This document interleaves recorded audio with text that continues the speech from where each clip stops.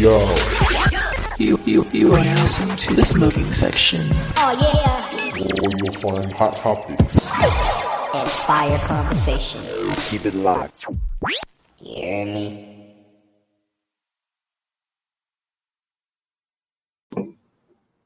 All right. Well, again, thank you guys for doing the smoking section with me. This podcast is, it's been a huge project for me, and to be able to sit with you two and be able to do this is really humbling. So for everybody who's watching, this is Scott and Rene. They are two wonderful gentlemen who are coming to spread some words for you guys. If you guys would like to introduce yourself, we can start with you, Rene, and then we'll get to you next, Scott. Okay. All right, cool. My name is Rene. I'm affiliated with Channel Islands 214, and I'm also part of Newport Mesa 604. I'm a tattoo artist by trade and a Mason by night. And I'm Scott. Yeah, I'm Scott Neese. Originally from Northern California, moved down here about 10 years ago and transferred my membership from a lodge where I did all 3 degrees in Freemasonry up there many years ago. Moved down here and affiliated with Channel Islands Lodge, number 214 here in Ventura, California. And a few years after that, I was elected to be secretary of the lodge, did that for about 5 years. And I'm sitting elsewhere in other positions at the lodge now, but really enjoyed everything, and I've made some of the best friends of my life through Masonry, especially in this lodge. Yes, shout out Channel Islands Lodge of California. And I was lucky enough to be able to meet you through Lodge 341. And so for people who might be watching and who watch later, listen later, we are specifically talking about Freemasonry. Lodge and the lodge numbers is kind of how people identify where they're at or where they're from. And so, as you guys already know, I'm super curious. Me and Scott have met a few months ago as I started coming around, and I'm extremely curious. I've paid my dues. I'm open about it. I'm extremely open about it. I've paid my dues, everything, and I'm trying to be one myself. So Scott, if you would like to go ahead and lead off, my big question, and I'm hoping one that people can kind of hear out is what brought especially you two to Freemasonry, and what because we all know the cloud that surrounds it, but what specifically brought you two guys into Freemasonry, and what keeps you there? Cool, it's a good question. So many years ago, as a young child, we lived across the street from my dad's brother, my uncle and his wife and his kid. And my uncle used to throw a lot of parties, had a lot of social activities, loved his friends that he made through business and this thing called lodge. And being as young as I was, I didn't really know what that was. It didn't matter to me even when I was younger. But my uncle was a very loving, wonderful, great, just very giving person. So, and everybody liked him. And I got to meet a lot of his buddies, who later I found out were lodge members. So I grew up with a lot of kind of extended friends through my uncle, through that. And unfortunately, of course, as years went on, my uncle passed away. And I knew he was a Shriner and a lodge member, a Freemason. And he was very popular and very well liked in that community. And I thought I'd check out the potential for some sort of family legacy, say, through this. So I emailed the Grand Lodge of California and just said, hey, I'm interested. Here's my uncle's name, and I'm his nephew. And if somebody could write me back or talk to me sometime, tell me more about it. Sent off the email, forgot about it for, I don't know, I'm kind of guessing, maybe a couple months. And one day I was sitting home alone. My kids were in school. And I heard this knock on the door. I'm like, nobody ever knocks on my door in the late morning. Who could that be? Anyway, so answered the door, and here's this cute little old man, skinny, standing there with this file folder underneath his arm, and I thought maybe he was trying to sell something, or maybe even lost. And I said, can I help you? And he told me his name, and he said, I'm one of your uncle's good friends through Lodge, and we hear that you want to become a member. And I was really surprised on this kind of cold call. I didn't think that's how it would happen at all. So total sincere surprise. Anyhow, I said something probably off color, and I said, "No shit." And he goes, little old man was like a little put off by that, but then he smiled and he says, "You know what?" I'm like, "What?" He's like, "We've been waiting for you." And I went, "Get the fuck out of here." And he laughed again. Anyhow, so he's like, "No, I'm serious. Your uncle and I go back about 40 years, and I've been there through him and supported him in his journey in Freemasonry, and he's done the same for me. We've been Shriners together." And he went on a little bit of an explanation at my doorstep, and I invited him in. So as he's sitting there, I thought I'd more or less get the info about what it takes to become a member, but he really wasn't kidding. They'd been waiting for me for some reason. And I didn't know what that meant. And I think it had to do simply locally from where I lived. I was one of the only other male family members in the county. And Freemasonry likes to extend a sense of familyhood with their kids, their wives, their extended family. And I kind of got the feeling that they were hoping that someone else from my uncle's side of the family may join. So when I sent that email, like I said months earlier, it was nice to know that they took it seriously. And they're very curious about me. And while they're being polite and saying, "We've been waiting for you," I think it kind of meant something deeper for even my uncle's lodge brothers to know that one of his nephews was interested. So it was very humbling, and it felt good. So Gene was his name, who showed up at my house. He sat down in my chair and started interviewing me for the process, and he had the application. So I filled it out, and about a month later, I was given another letter that came in the mail saying they've accepted my application and voted on my membership, and I'm allowed to become a Freemason, to be initiated, as we call it, if I'm still interested, because it's always up to you. They don't solicit anything. They don't go out and ask you to become one. You've got to come from your own free will and accord, as we say. So, of course, I called the secretary of my uncle's lodge, and then I said, "Yes, I'm very interested, and what do I do now?" He said, "Dress up nice on this night, come at this time. Please come alone, because it's your initiation." So I did. So when I showed up that night, I dressed in a nice suit. Excuse me, it's the beer. Cheers. Cheers. Showed up that night and went through the process. And at one point of being initiated,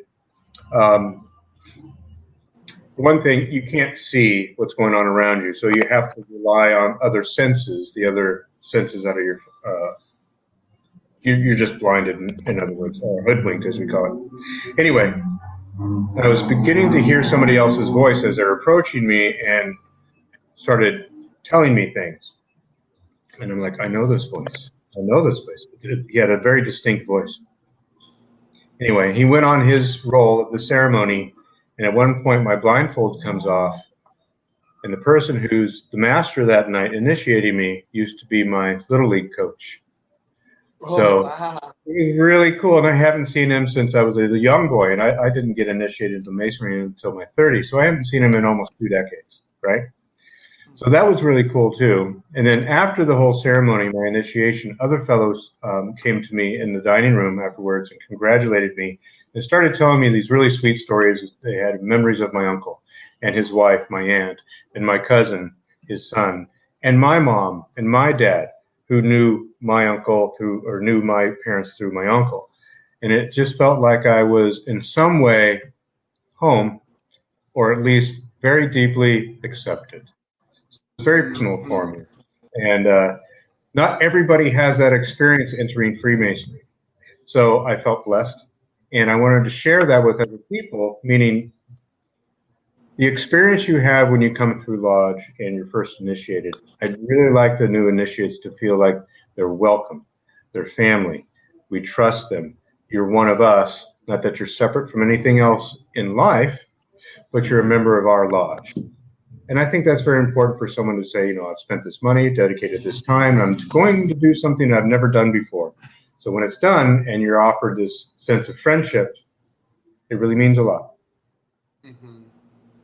Yes.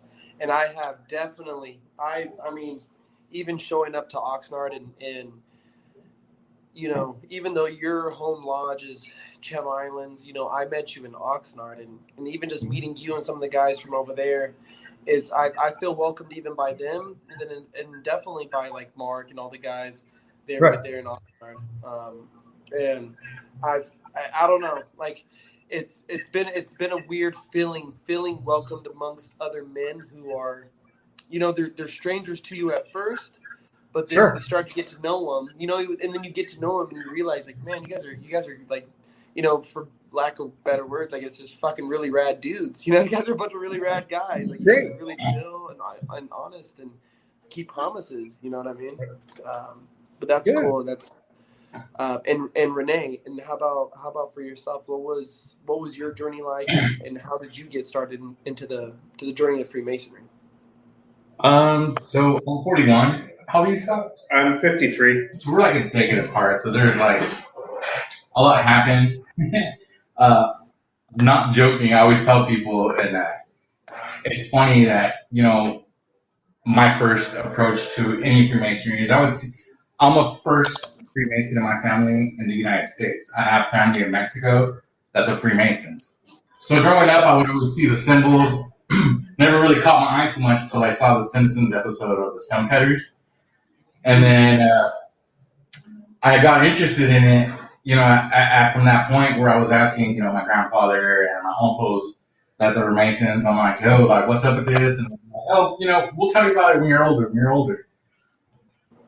So fast forward a few, you know, years, my grandmother died, and my uncle that was there, and he had a ring, and I'm like, yo, I'm really interested now about your ring, and he's all like, well, you know, tell me where you live, you know, and then, or what lodges are there, and I'll write them a letter. So we wrote them a letter, sent it in, and then kind of almost like Scott, like, you know, I got somebody responding to me, and then I went in, I met him, and it was good. You know, I felt at home like immediately. There's like two brothers right away that are really opening. You know, I first was scared because I'm heavily tattooed. I don't know if you can tell, but I was always like freaking out because in Mexico it's a little bit different than the United States, and I kind of always had this preconception that, like, you know, you had to be like non-tattooed, non-threatening looking. And the first day I get there, I meet my brother Aaron, and that guy was fully covered in tattoos. And he was super, you know, super nice. He was really welcoming. He started talking to me, and then we found out that we have a lot of the same love of hip hop and punk, and I was, you know, it was a beautiful thing. Like, I felt at home. Fast forward a few years later, I ended up moving to where I'm at now in Ventura County, and my wife at the time, she was my girlfriend, had posted a picture of me, and my ring was showing. And Mark from your lodge had commented, "Oh, your man has a cool ring." So I ended up talking to Mark, and he's all like, "Bro, we're gonna go see the Dead Kennedys, which is a punk band." And I'm like, "Bro, I'm going to the same concert."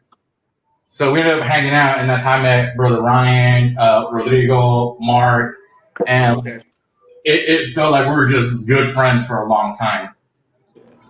And through this journey, you know, like, I've met a lot of like-minded people that aren't necessarily, you know, I love Scott because he's like super clean cut, and I'm not. He holds up well. He holds up really well. But seeing that diversity, you know, and that we have, you know, I love this man to death, you know what I mean? Like, we're best friends, brothers, you know what I mean? So it feels good to belong to something that's that strong, you know, where we don't see color lines, you know, we accept you even if you're different. That makes, I think, mainstream more beautiful, is that we all come in all shapes, sizes, colors, creeds. And being a tattoo artist also, I started meeting more and more tattoo artists that were also Freemasons, because our crafts kind of have a lot of the same things. Like, you're an apprentice, you're a fellow craft, and then you're a master tattoo artist also. So it resonates a lot, you know, not just necessarily in Freemasonry, but it's in all aspects of my life. It comes to fruition in its full circle. And, like, it's nice seeing a lot of the younger crowd. I don't know, how old are you? I'm 28. See, that's awesome, man. It's like, we want to make sure that this legacy continues, and bringing, you know, young people like yourself that you know, have a preconception of what it is, and then you meet people like me and Scott and Ryan, and it's they're like, oh my God, I never thought it was going to be like that. I'm like, well, it is. So Yeah, because really, even for myself, like I remember the first day walking. This was like had to be right before COVID, so about 2.5 years ago, when I first walked through the door. Francis was master of Oxnard, if I remember correctly. Yeah.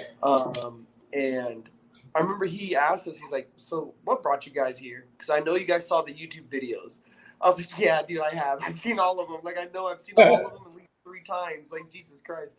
But it was like, I am curious. I am curious about what goes on here. Like people don't get into punk music or heavy metal because there's a preconceived notion of what that is. But it's like, dude, it's really tight music if you listen to it. Like you want to work out, bro, this is the perfect music, So why not go to a place where, supposedly these are high level individuals, people who help other people become better, but they're a secret society type of thing. Like why not go there? Why not go check it out, dude? See what's really going on. And then when I met Mark and I met, matter of fact, Levi was petitioning at the same time as I was. Right. And it was cool. It was cool to see normal people. Like they're normal. Yeah. They're not like, no, dude, we don't burn steaks here at this place, bro. Like we sit around and talk, at least for me and the guys outside the doors, we sit around and talk and bullshit and learn about each other. You learn about their daughter or my son and my stuff going on with my son, or the stuff that they have with their baseball team or their clothing business or whatever they're doing. It's been cool. It's been cool to be around it all. And so let me bounce back over to you, Scott. Okay. So what would you say is something that, because you've been dedicated for so long, like what would you consider to be those driving factors to keep you going, to keep you active in the brotherhood? Because there's people who aren't as active as Freemasons that I've realized. They're not as active, but what keeps you active? What keeps you showing up? The friendships, and they're super solid. Anybody who researches masonry at all online or has seen certain, television shows or movies knows that we go through these ceremonies, right? They've seen the depictions of those on shows or the YouTube videos, like I said. And during that process, we make obligations. Okay? So as an initiate, I make an obligation. And those obligations, the other people who are already members have made too. And as I'm deciding these things, you're told that everybody goes through this.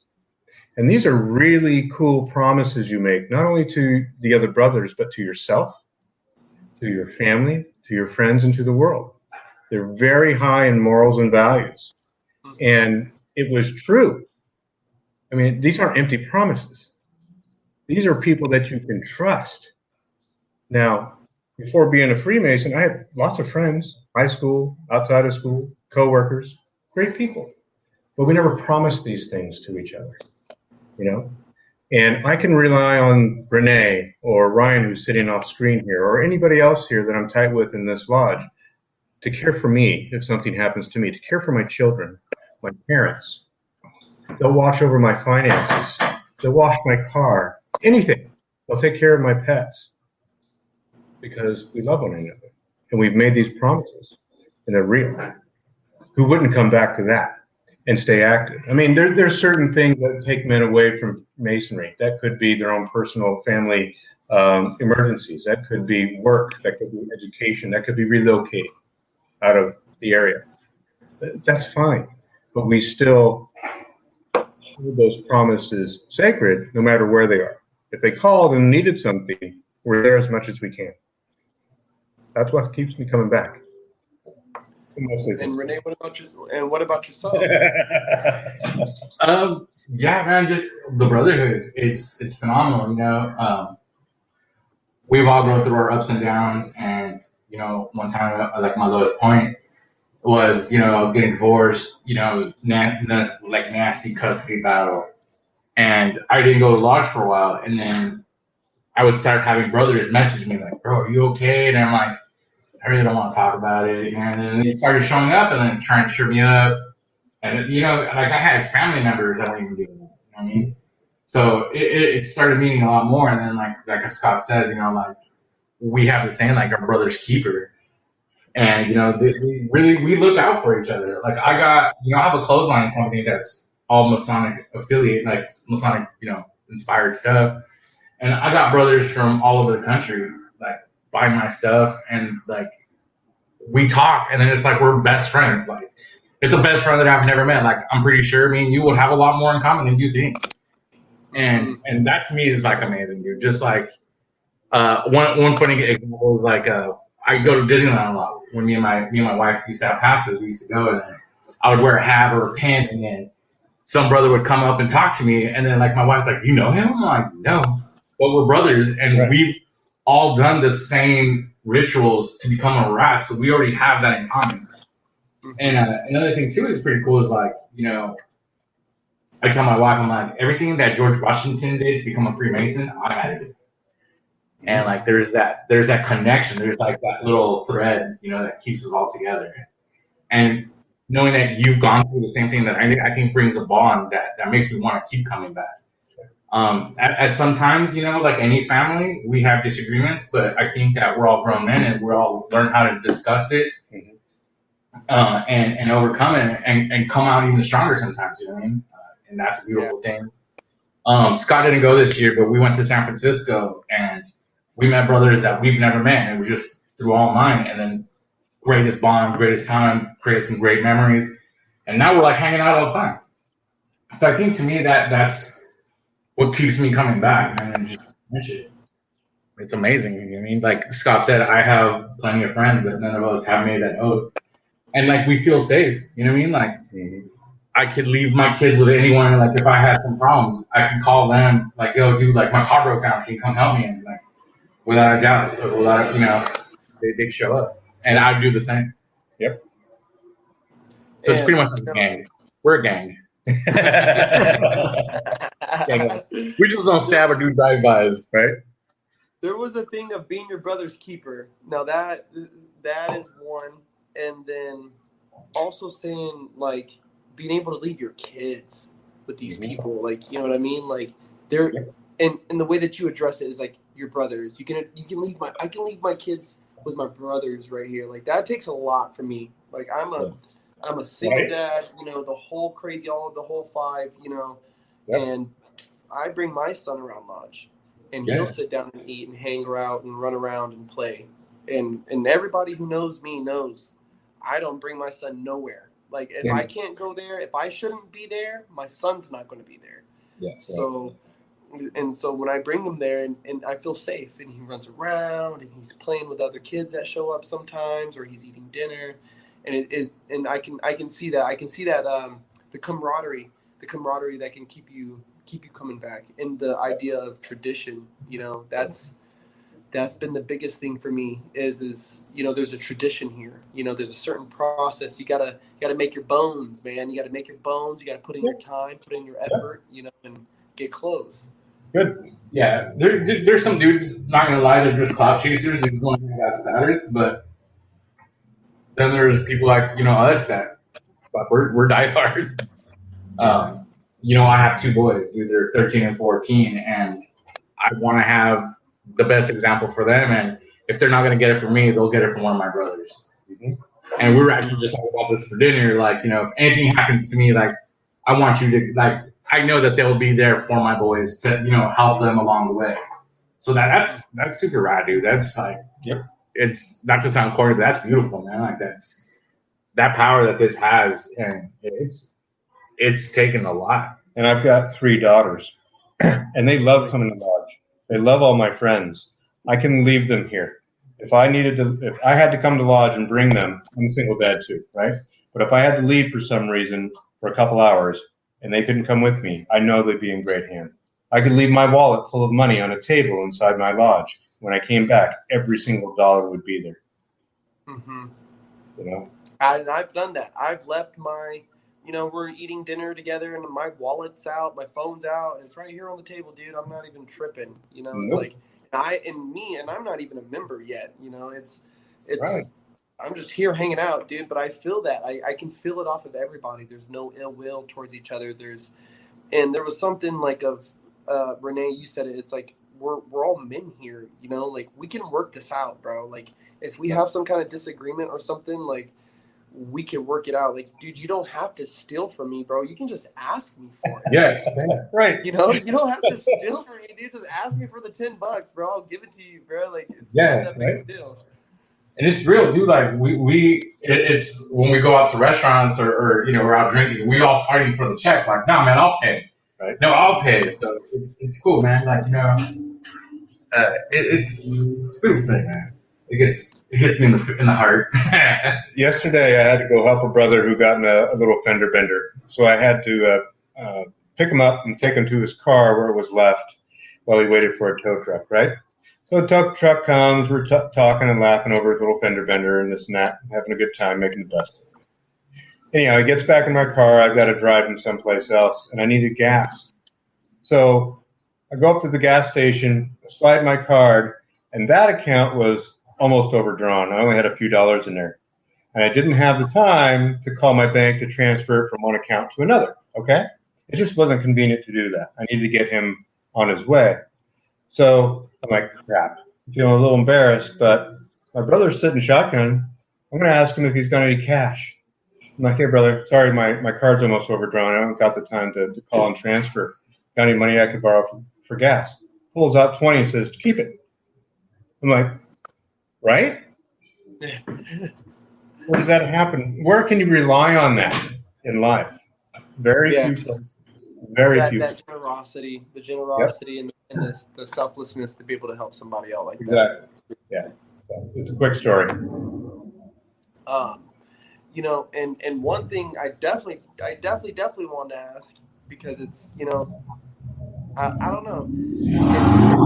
It's especially because I've seen some people get initiated now, and that look on their face, like the look, they come out and you're like, oh shit, dude, what's up, bro? Like, yo, you did it. Like, oh my God. Like, I've seen somebody who I was petitioning with, you know, they walked on the other side. They made their bones. They got it. Like, you know, and so I know now for him, that's probably his fondest memory of Masonry. You know what I mean? Yep. Like joining the Brotherhood, somebody who he was, you know, people who he's grown up with as a part of this lodge. You know, it's a tender moment. Well, you know, I'll start with you, Scott. Like, what would you consider to be maybe your favorite moment of Masonry? So far, we'll say so far. Wow. To nail down one as a favorite would be really difficult. I can tell you about my initiation some more. Kind of like going off what you said. When I came out, I felt great. And when the men came around to congratulate me, introduce themselves, tell me about how they knew my family member, a couple of them said, you know, you'll only be initiated into Freemasonry once in your life. You never have to go through it again, right? And he said, there's a lot of practice that goes on with the members to get ready for anybody's initiation. We put in a lot of effort, study, and practice going through this ceremony. It's kind of like role playing, okay? So they put on an act, so to speak. And you're the observer, and sometimes you're involved. And you have to play this role, and they have to play their roles, and they nail it. And when they nail it, not only are they happy that they gave a good ceremony for you, because it left you with the proper impressions about what this really means, they're congratulating themselves around me too. Hey, remember when I said this? I really nailed it this time from the practice. Or remember when I walked this way? I really did well.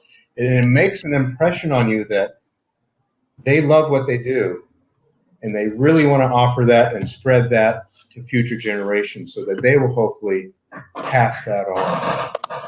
That is impressive. That's love and intent and hopeful wishes for the new candidate, and it's also support for each other while they go through this together to put it on for me or anybody else who goes through. That's impressive. I don't remember seeing that in high school acting classes or anything like that. It may have happened, but it seemed different. So, and then that was the first degree, right? And I went through the second degree, and it is a beautiful degree. Each degree that you go through, and as people may know, there's 3 degrees in Masonry.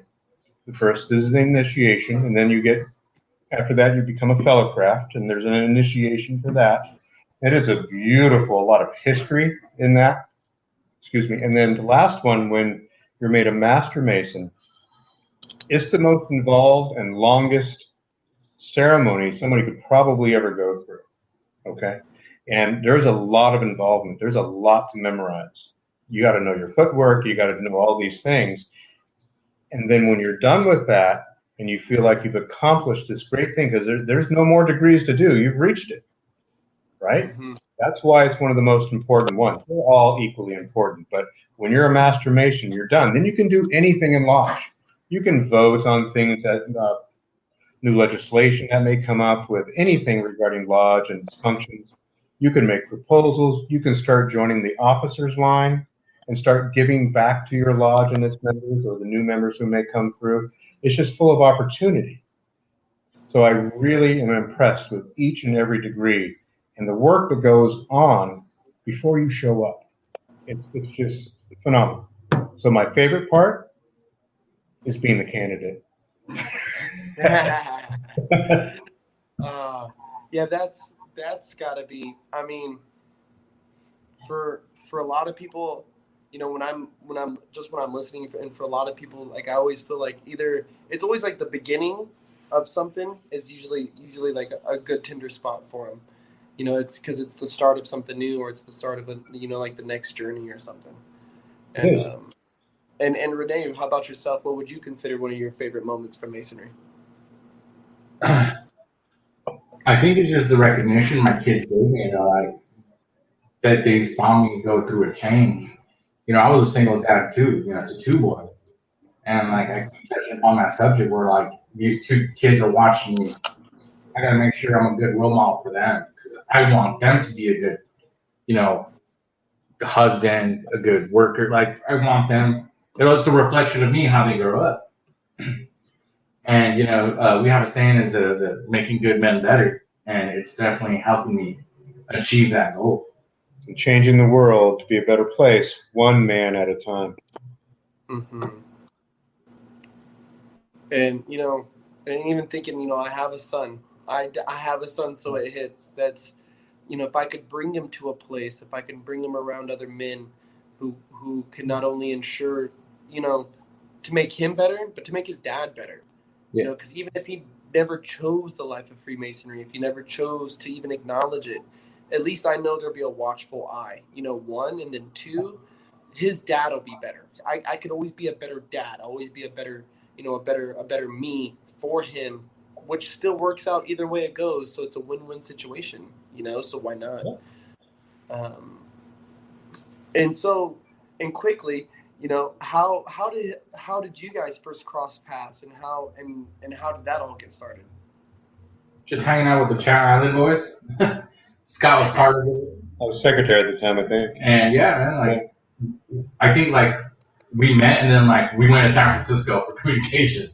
And we were stuck in the car we got to know each other pretty good. Yeah, we did. So it was fun.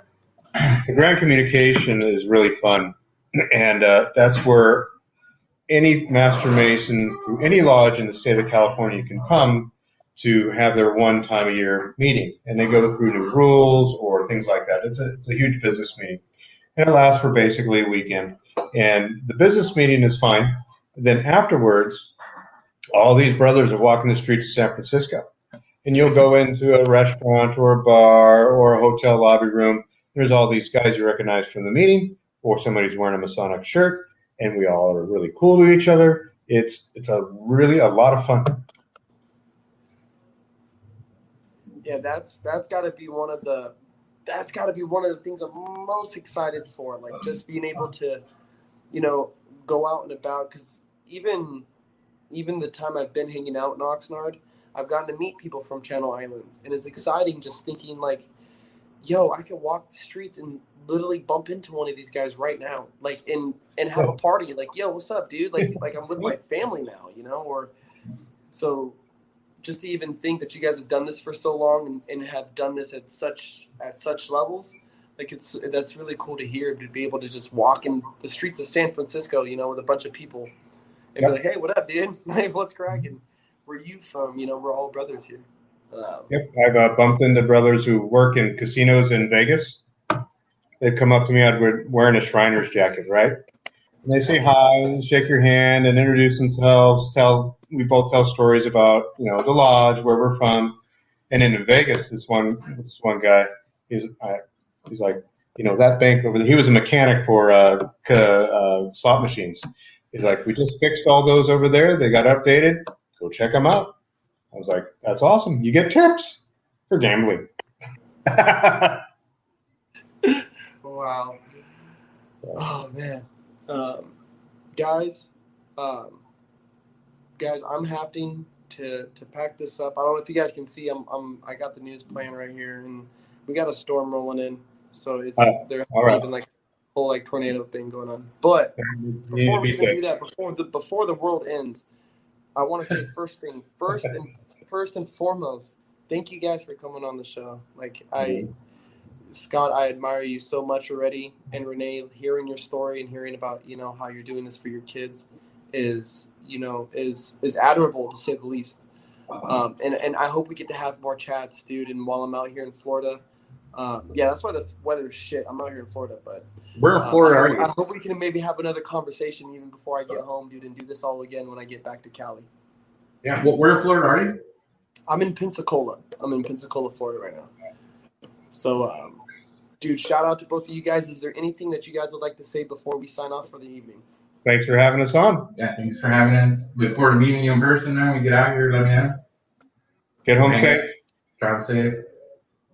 Yeah, they're just saying for us to get ready for some nasty weather. So I'd hate for me to lose signal and lose this conversation, dude. So I definitely want to make sure I save it and lock it in. All right. We'll get a part 2 soon. Scott, I'll give you a text. Again, Rene, thank you, brother, and I hope to see you on the other side of the doors one day, man. Yeah, cool, for sure, brother. Peace. All right, you guys. Later.